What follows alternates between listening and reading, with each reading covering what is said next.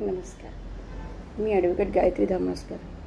आपण गेल्या भागामध्ये हिंदू मॅरेज ॲक्ट 1955मधील 13व्या समझोता पद्धतीने घटस्फोट याबद्दल चर्चा करत आहोत. तर त्यासाठी पहिल्या स्टेपमध्ये नवरा बायकोमध्ये 1 वर्षाचा विभक्त पिरियड असायला पाहिजे.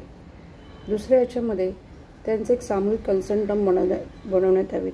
म्हणजे एकमेकांबद्दल काही देवाणघेवाण असेल, मुलांचा ताबा कोणाकडे असेल, मेंटेनन्स कोण देणार, याबद्दलचा एक कन्सेंट टर्म समझोता करार बनवण्यात यावा. तिसऱ्या याच्यामध्ये त्या दोघांनी एकत्रित येऊन एक पिटिशन अर्ज कोर्टात दाखल करायचा आहे. त्याच्यासोबत त्यांचा ॲफिडेव्हिट दाखल करायचा आहे. चौथ्या पिरियडमध्ये जेव्हा त्यांना कोर्टाची तारीख येईल तेव्हा त्यांना फर्स्ट काउन्सिलिंग पिरियड असतं. त्याच्यामध्ये काउन्सिलरकडे जाऊन त्यांचं काउन्सिलिंग केलं जातं. त्यानंतर कोर्ट त्यांना 6 मंथ कुलिंग पिरियड देतं. म्हणजे 6 महिन्याची तारीख दिली जाते ज्याच्यामध्ये दुसरं काउन्सिलिंग होणार असतं. तर कुलिंग पिरियड फार महत्त्वाचा आहे. तो 6 महिन्याचा कुलिंग पिरियड का दिला जातो की ज्याच्यामध्ये जर त्याच्यात समझोता होण्याचे किंवा एकत्रित जाण्याचे काही चान्सेस असतील तर कोर्ट त्यांना त्याप्रमाणे वेळ देतं.